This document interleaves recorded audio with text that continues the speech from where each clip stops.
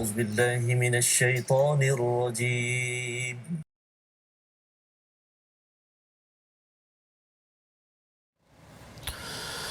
أعوذ بالله من الشيطان الرجيم. بسم الله الرحمن الرحيم.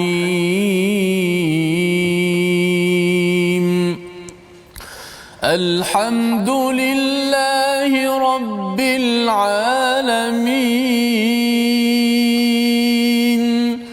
الرحمن الرحيم.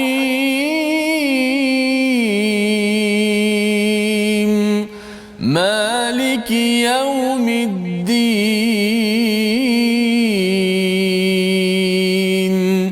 إياك نعبد وإياك نستعين.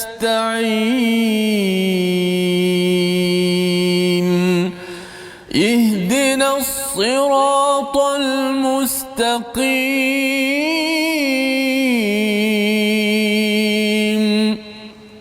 صراط الذين أنعمت عليهم غير المغضوب عليهم ولا الضالين.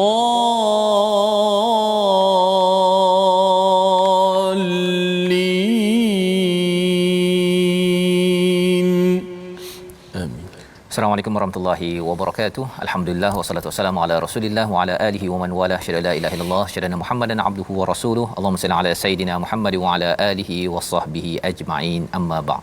Apa khabar tuan-tuan dan puan yang dirahmati Allah sekalian? Kita bersyukur pada Allah Subhanahu wa taala. Kita bertemu pada hari ini My Quran Time, baca faham amal, untuk terus kita membaca, kita memahami dan mengamalkan intisari daripada halaman 192 pada hari ini untuk kita menyambung kepada apa yang ada dalam surah At-Taubah, surah yang satu-satunya tidak ada Bismillahirrahmanirrahim. Dan mari sama-sama kita kongsikan dengan rakan-rakan yang lain.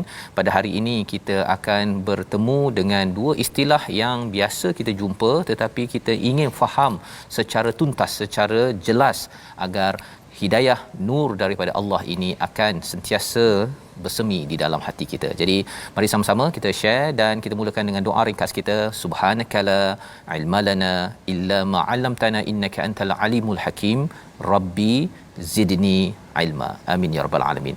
Kita bersama dengan Ustaz Tirmizi Ali pada hari ini. Apa khabar Ustaz? Alhamdulillah. Ustaz Fazrul apa khabar? Alhamdulillah ya. Kita gembira Ustaz ya dapat bersama dengan tuan-tuan perempuan yang berada di rumah ya, yang masih setia ya, walaupun sekarang ni dah sibuk Ustaz ya. Dah mula menghantar anak, tetapi harapnya mungkin dalam keadaan yang sibuk ini kita masih lagi boleh meluangkan ya sekitar 1 jam bersama Al-Quran. Dan kalau boleh kita banyak kali memastikan apa yang ada dalam Al-Quran ini masuk ke dalam hati kita. Inilah yang akan memandu kita. Barakah daripada Al-Quran ini, biasa orang cakap Ustaznya, barakah daripada Quran. Sebenarnya bila Quran sudah masuk dalam keluarga yang barakah, kebaikan demi kebaikan akan banyak ya. Bila masa kita barakah, kita boleh buat macam-macam kebaikan dalam masa 24 jam, sama dengan apa yang ada pada Ah Chong, pada Mutu Sami, semua 24 jam.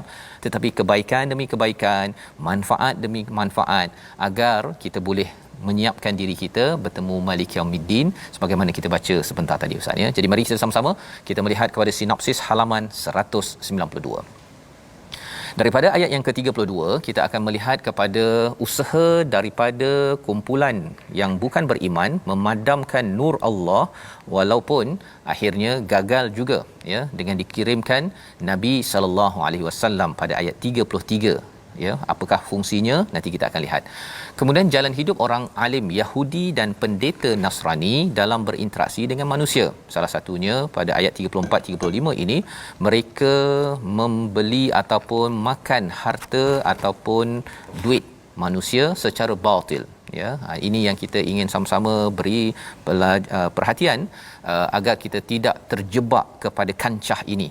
Dan pada ayat yang ke-36 kita akan melihat kepada tentang jumlah bulan ya.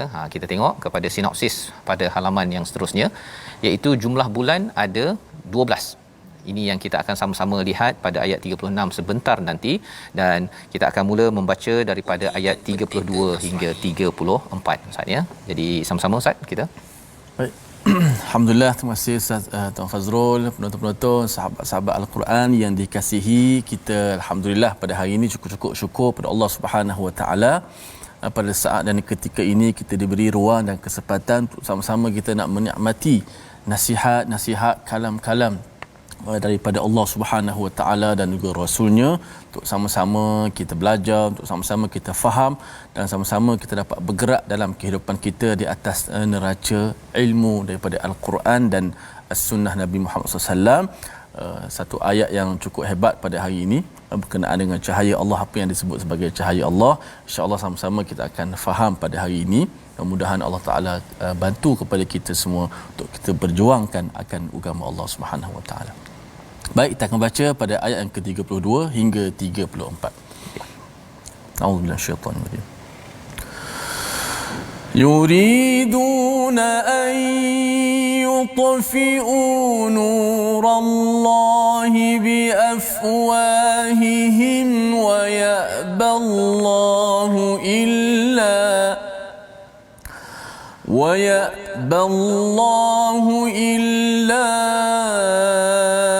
أن يتم نوره ولو كره الكافرون.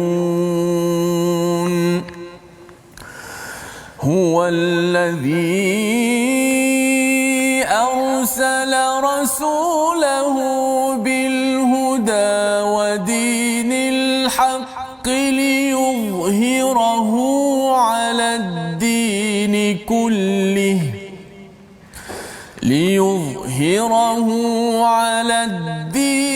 كله ولو كره المشركون. يا أيها الذين آمنوا إن كثيرا من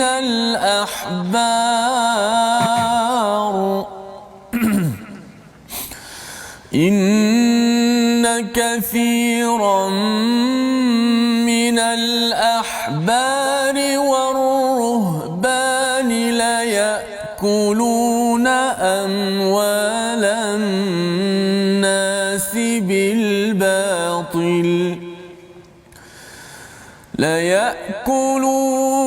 ليأكلون أموال الناس بالباطل ويصدون عن سبيل الله.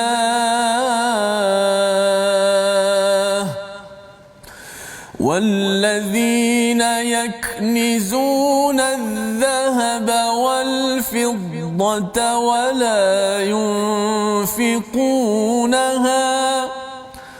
ولا ينفقونها في سبيل الله فبشرهم بعذاب أليم. صدق الله. Surah Al-Azim, gitulah bacaan daripada ayat 32 hingga 34 untuk sama-sama kita beri perhatian ya. Semalam kita sudah pun melihat kepada ada di kalangan orang-orang yang ahli kitab yang mengambil di kalangan hibr ataupun ahbarahum, iaitu mereka yang bijak ya, ulama di kalangan mereka, dan juga waruhbanahum, iaitu di kalangan rahib-rahib orang Nasrani itu sebagai arbaba, sebagai tuhan-tuhan mereka. Mereka akan menyatakan bahawa mereka tidak menyembah kepada pendeta, kepada rahib, tetapi apa sahaja yang dikeluarkan oleh mulut rahib dan juga pendeta ini mereka pakai ya. Ini perkara yang perlu kita beri perhatian. Dan apakah agenda rahib dan pendeta ini? Yuriduna an yutfi'u, dalam ayat yang ke-32 ini mereka hendak memadamkan cahaya Allah dengan mulut mereka.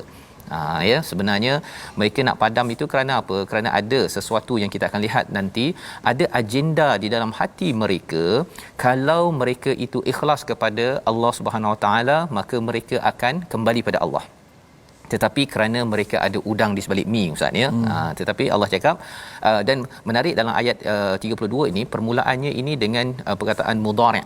ya, maksudnya perkara ini akan terus berlaku pada zaman Nabi Muhammad, pada zaman selepasnya, sampailah kepada zaman ini. Tetap juga usaha di kalangan orang-orang di kalangan ahli kitab ini tadi, yuriduna an yutfi'u nurallah, memadamkan nur Allah.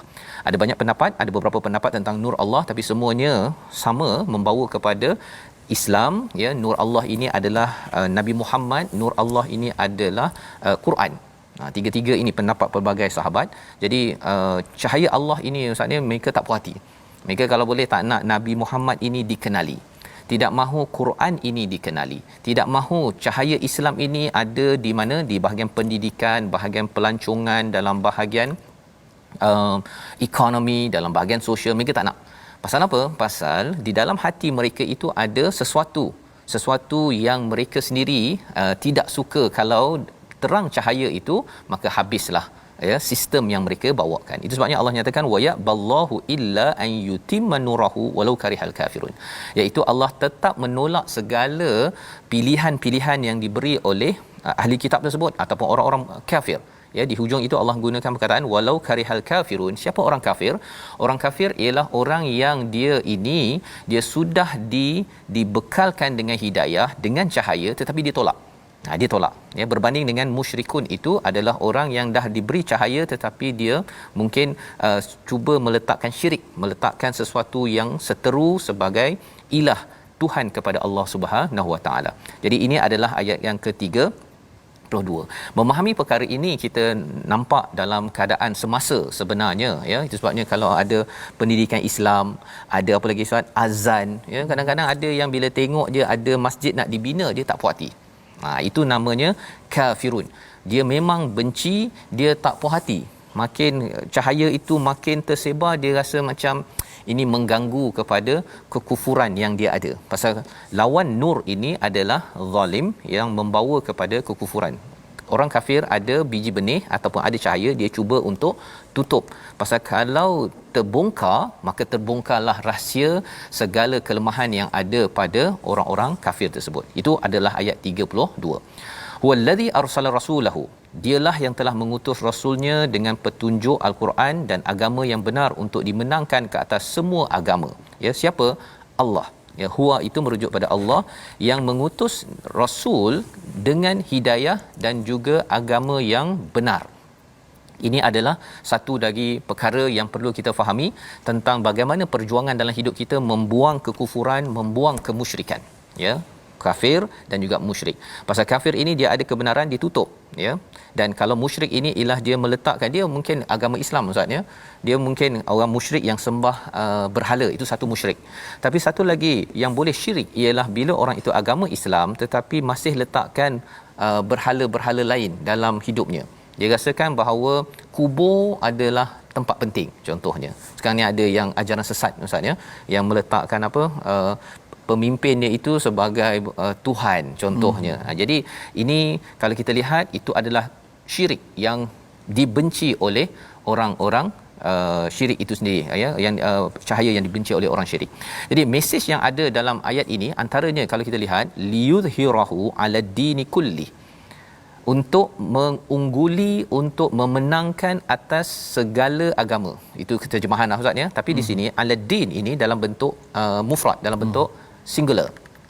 Berbanding dengan kalau kita cakap agama apa, Kristian ke, Hindu ke, apa sebagainya, kita boleh cakap sebagai adian, jamak, ya, plural kepada din. Tetapi Allah tidak menggunakan perkataan adian dekat sini. Allah menggunakan ala-din. Pasal apa? Pasal sebenarnya segala agama selain daripada Islam ini satu saja, tapi dia berbagai versi yang Tuhan ada 3, Tuhan yang ada 2, ada 100, ada yang itu ini, semuanya itu adalah lambang kepada kemusyrikan di dalam kehidupan manusia. Walau karihal musyrikun, walaupun dibenci oleh orang musyrik, tetap juga Allah akan menangkan sistem din al-haq yang Allah nyatakan pada ayat 33. Jadi bercakap tentang contoh, ya, bagaimana contoh orang yang beriman, yang betul beriman dengan yang ada melakukan syirik. Dia contohnya Ustaz, ya, kalau orang kata nak buat masjid.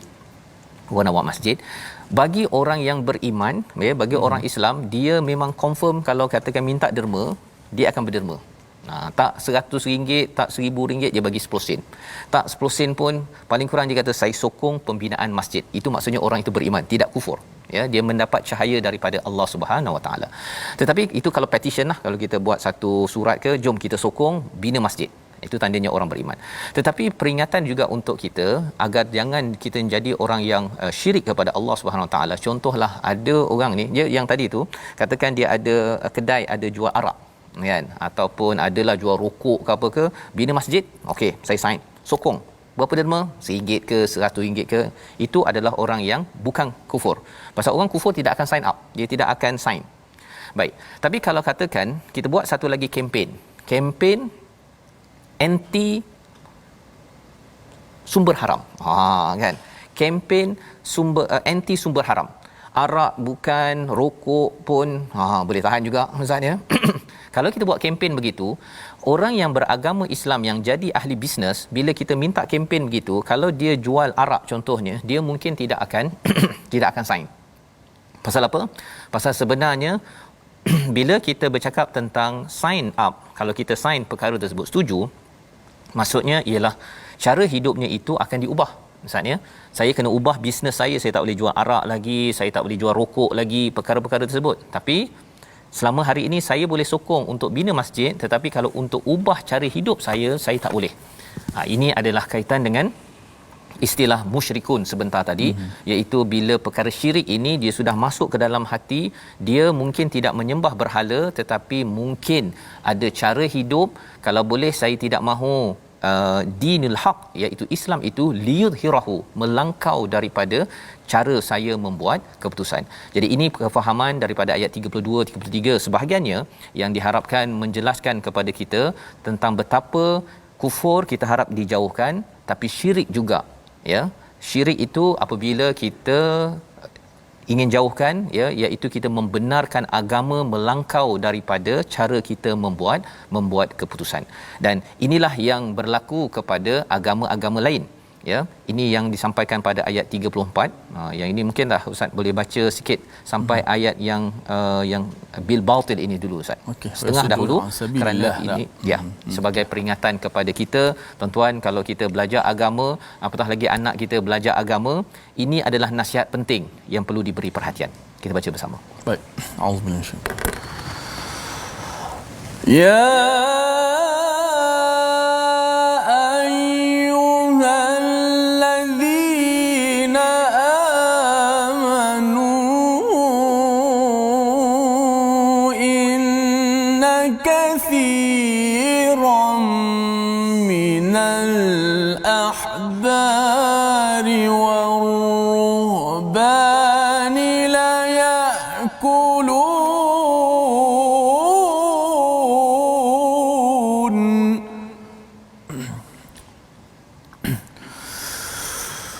لا يأكلون أموال الناس بالباطل ويصدون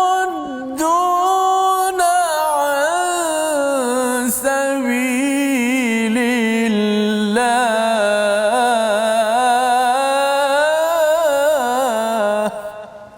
صدق الله العظيم. Surah Al-Azim itu adalah sebahagian daripada ayat 34, ya. Ada 4 ciri sebenarnya yang ustaz baca tadi, 2 ustaz ya, iaitu wahai orang beriman, sesungguhnya ramai di kalangan ahbar war-ruhban.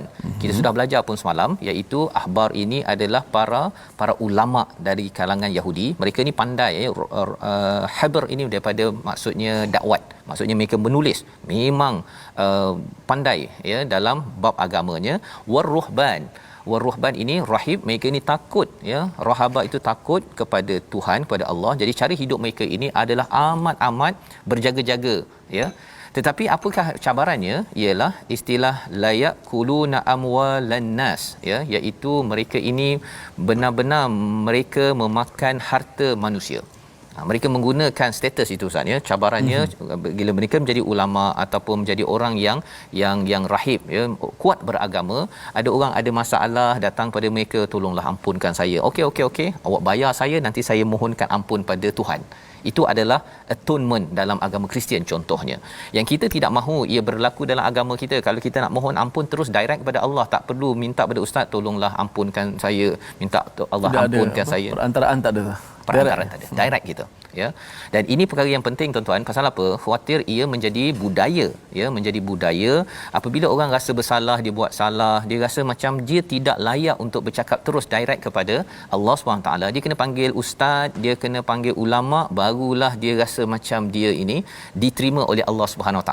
Belajar tak ada masalah ya, kita berbaik beradab dengan ulama, dengan ustaz, okey, tetapi tidak boleh dijadikan budaya. Ini yang Allah nyatakan di sini tentang sifat ahbar war ruhban dalam agama Yahudi dan Nasrani yang menyebabkan terseleweng sehingga berlaku syirik dalam agama itu ya, berlaku syirik dalam agama itu.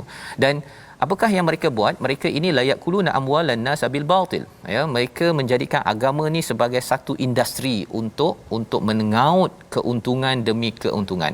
Mereka sanggup untuk cakap perkara tertentu, yang lain dia tak nak cakap. Pasal kalau cakap perkara tertentu nanti sponsor tak dapat bagi ustaz. Awak kalau penceramah, okey, awak cakap A saja, B awak jangan cakap.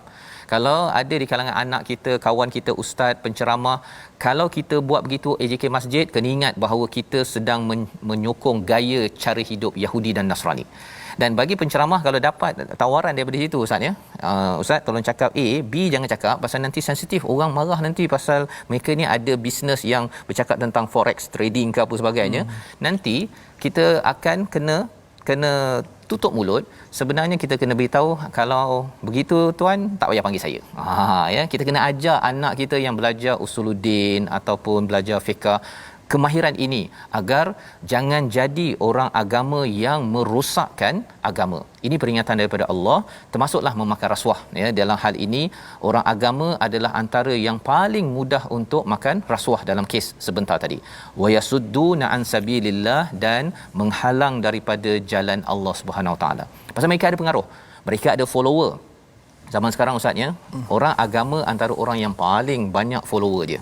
Itu sebabnya tuan-tuan sekalian, kita ambil pelajaran ini mengingatkan kepada perkataan pilihan kita. Sama-sama kita lihat.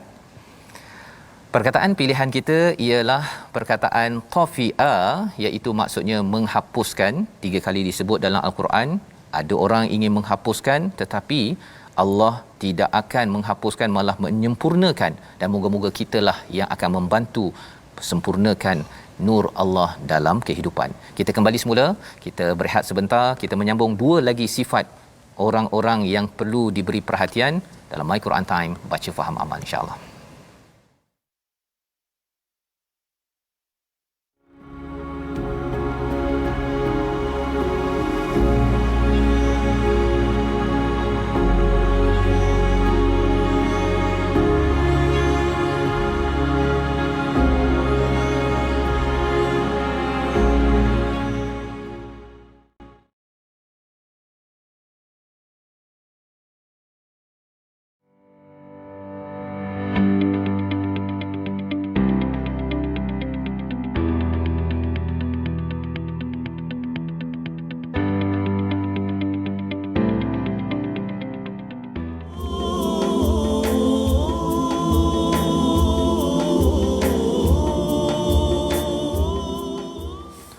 أعوذ بالله من الشيطان يريدون أن يطفئوا نور الله بأفواههم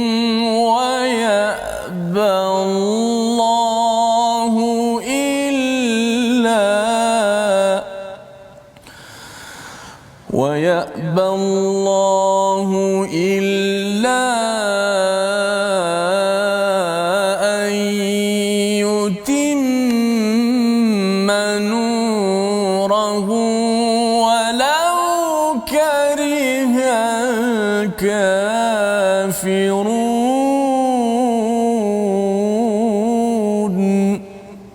Mereka hendak memadamkan cahaya agama Allah dengan mulut-mulut serta ucapan-ucapan mereka. Akan tetapi Allah Subhanahu Wa Taala tidak mengkehendakinya, melainkan menyempurnakan akan cahaya agamanya.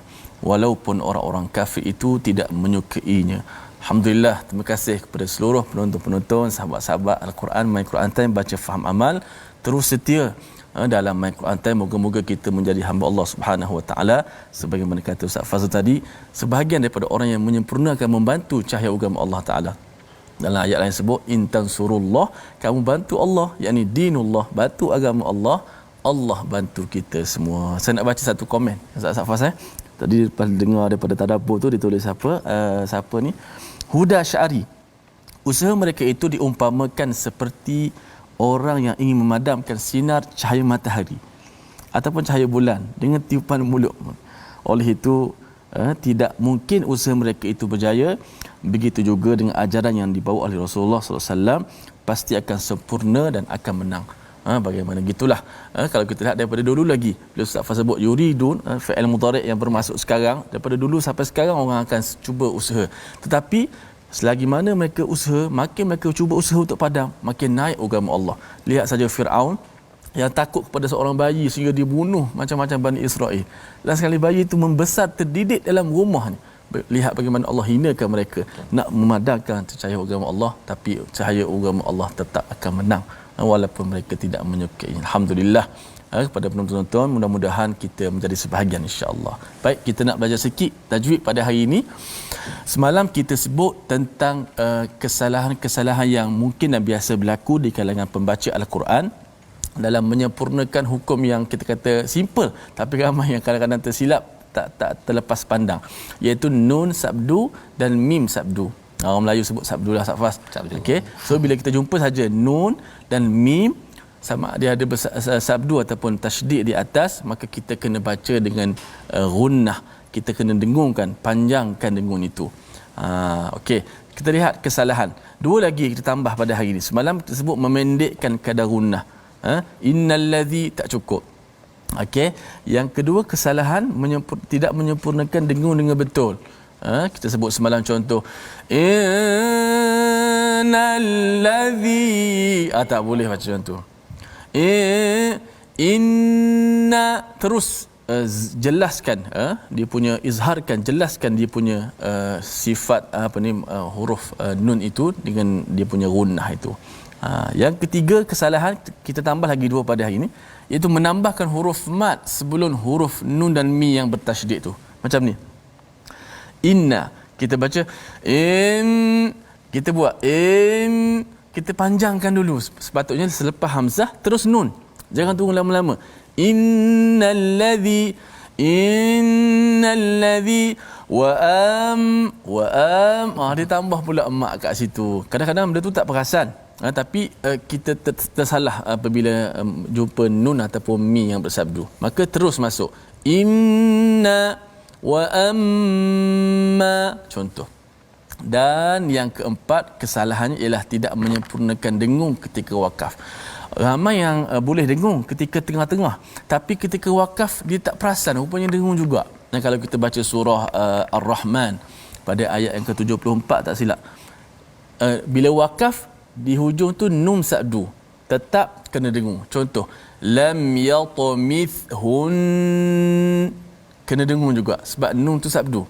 Ramai di kalangan pembaca baca lam yatamithun. Bila sabdu masuk dia sama, waslan wa waqfan, tak ada beza, tidak ada beza pada wakaf dan sambung. Lam yatamithunna ins kalau sambung, kalau wakaf lam yatamithun. Jelas? Sami tak? Jelas dengar? Lam yatamithunna insun qablahum wala jan.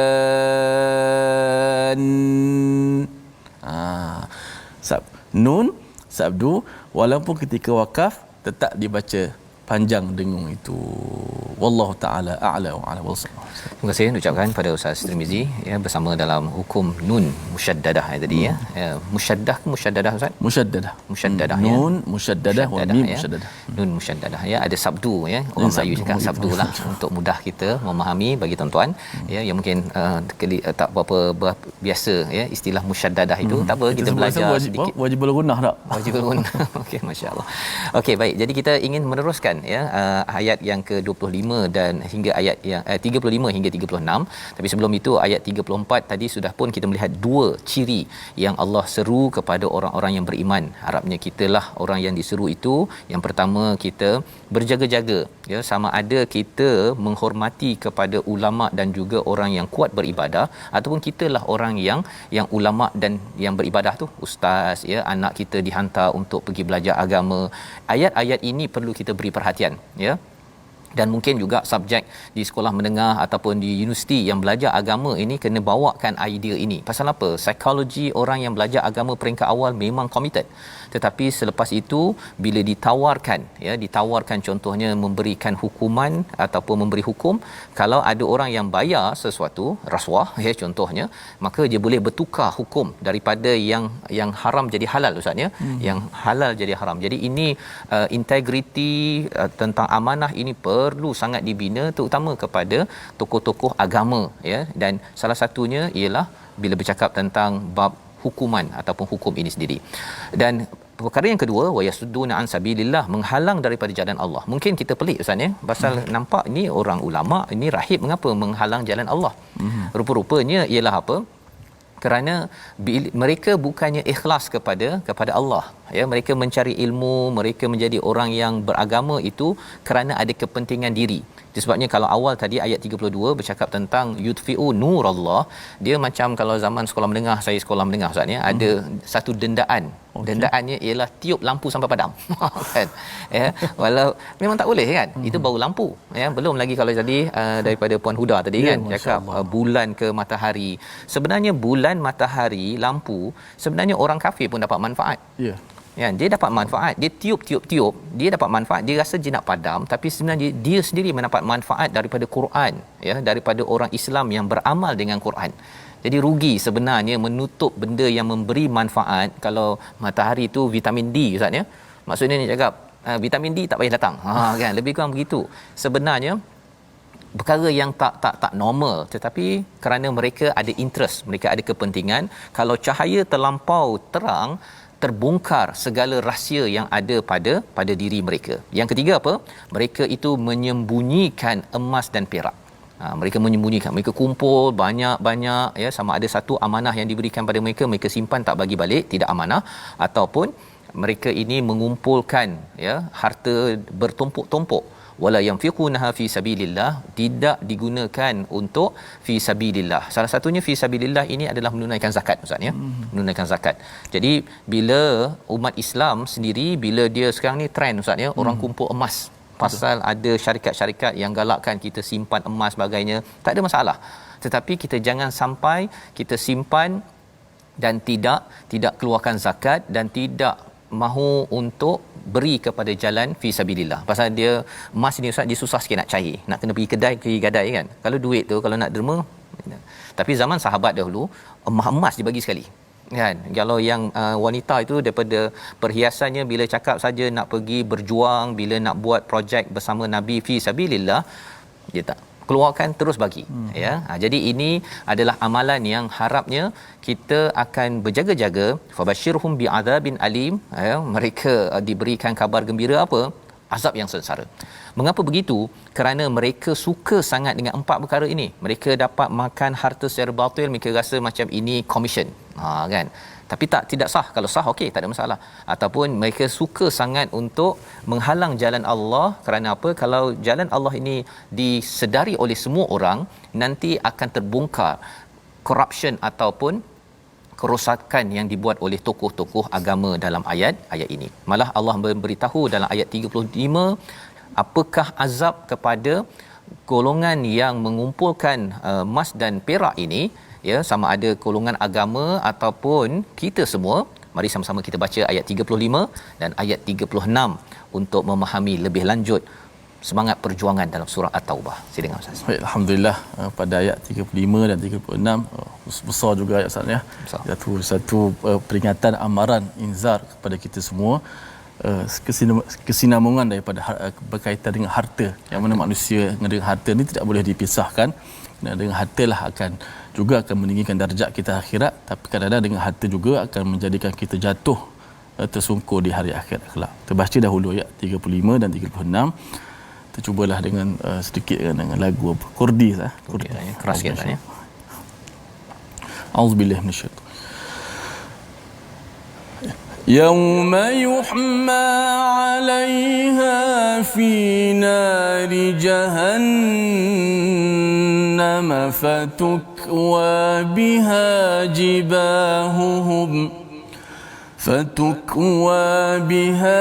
جباههم وجنوبهم وظهورهم هذا ما كنزتم لأنفسكم فذوقوا ما كنتم تكنزون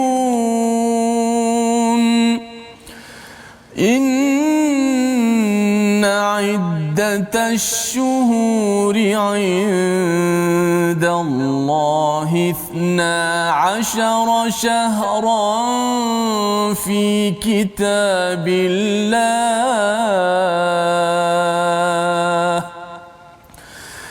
12 شهرا في كتاب الله يوم خلق السماوات والأرض منها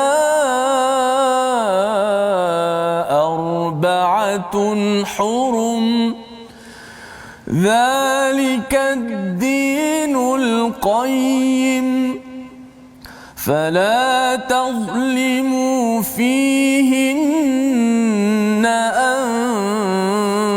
أنفسكم وقاتلوا المشركين كافة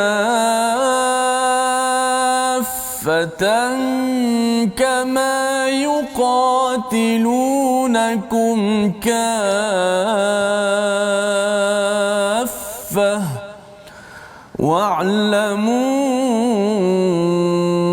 أن الله مع المتقين.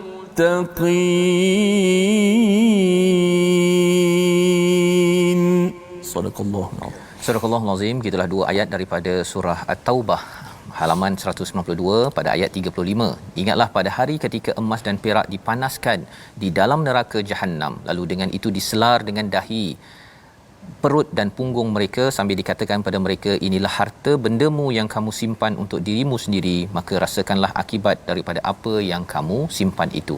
Jadi ini adalah satu amaran kepada siapa? Kepada ahbar war ruhban, tapi lebih daripada itu adalah kepada pengikut-pengikut, pada orang Yahudi Nasrani, dan sekaligus kepada kita yang membaca pada hari ini. Apakah mesejnya? Mesejnya di hujung itu bercakap tentang mereka yang menyembunyikan emas dan perak, wala yanfiqunaha fi sabilillah, mereka tidak mahu berinfak fi sabilillah. Ini peringatan kepada sahabat yang mereka ini payah ustaz ya. Nak pergi ke Tabuk itu bukan mudah ya. Betul. Nak pergi ke Tabuk itu bukan mudah. Nanti kita akan sama-sama belajar tentang kisah Tabuk yang dikomentar di dalam surah At-Taubah ini, di mana waktu itu panas, waktu itu tak cukup sumber. Bila ada yang naik unta sepatutnya seorang 1 ekor, tapi kena berkongsi ya, pengangkutan payah pada waktu itu, air tak cukup. Dan pada waktu ini apakah yang berlaku? Ada sebahagian yang tidak mahu berjuang, yang simpan harta. Maka Allah nyatakan yauma yuhma 'alaiha, ingatlah pada hari ketika emas dan perak dipanaskan di dalam neraka Jahannam. Cuba tuan-tuan bayangkan, kalau emas yang kita ada, yang kita simpan, bagi tuan-tuan yang mungkin banyak emas, banyak duit, banyak harta, semua itu akan dipanaskan, fatukwa ya, akan dididihkan, biha jibahuhum, diletak pada dahi, kepada belakang mereka, junubuhum, pada rusuk ataupun tepi mereka, wa zuhuruhum, pada belakang mereka. Maksudnya dia macam apa, buat jongkong ustaz ya, ataupun buat sesuatu. Kalau katakan zaman sekarang ni, bila ada keluar emas sempena hari A ataupun hari B, ramai berpusu-pusu untuk membeli.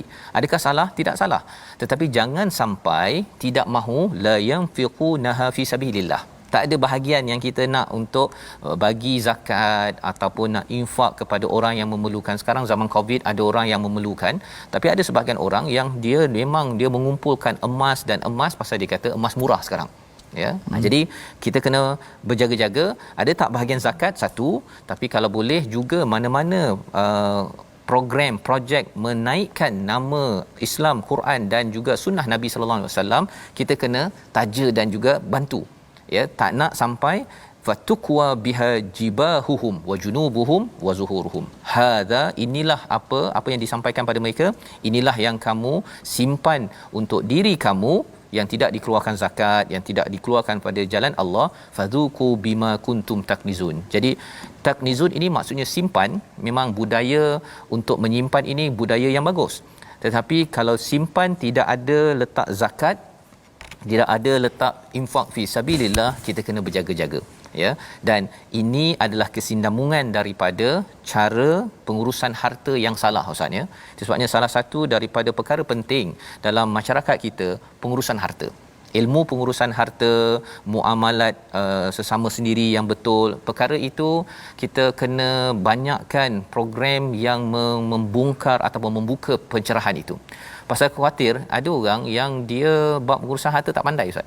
Ya, bila dia dapat duit tu dia tak pandai urus, kadang-kadang gajinya tinggi, habis tak sampai 2 hari selepas gaji. Ya. Gaji tinggi, ya.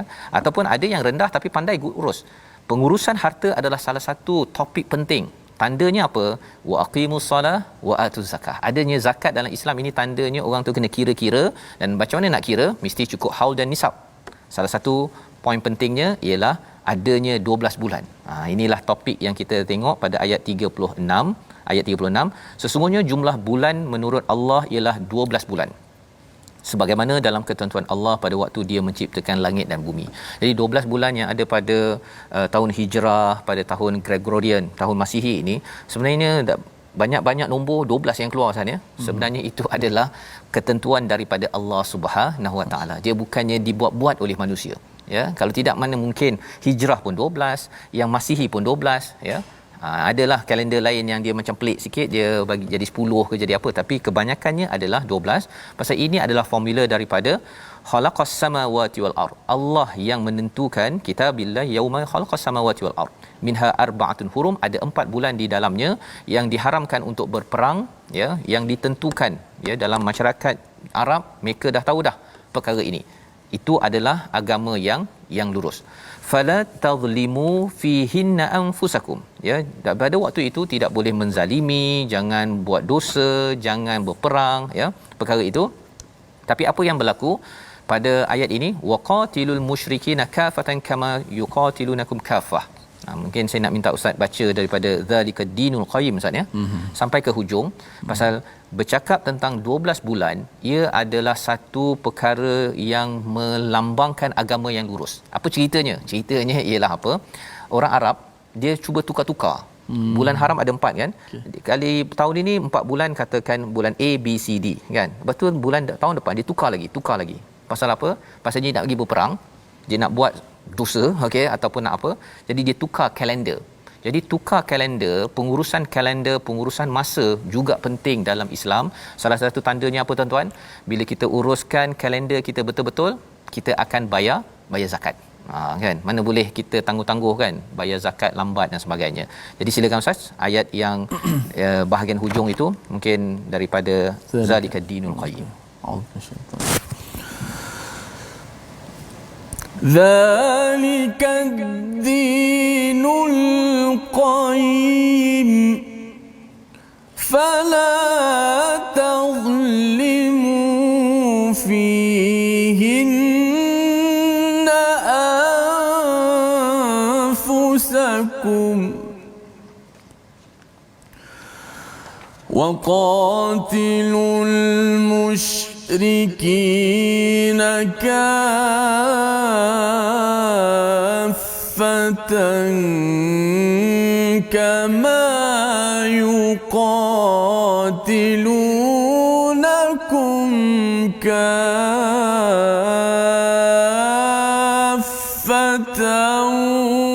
wa'lamu wa'lamu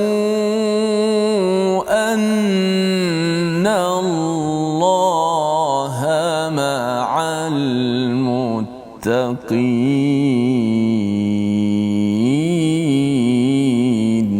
Sadaqallah. Surah Al-Azim pada bahagian hujung itu waqatilul musyrikin, ya, perangilah kepada orang musyrik secara keseluruhan kama yuqatilunakum kaffah, iaitu sebagaimana mereka menyerang kamu. Jadi kerana menyerang, kerana mereka tidak menunaikan tanggungjawab jizyah dan sebagainya, maka perlu diperangi. Wa'lamu annallaha ma'al muttaqin. Jangan pasal tukar kalender akhirnya habis semangat perang, habis semangat berkorban, habis semangat zakat. Kita jaga masa kita dan membawa kepada situasi kita.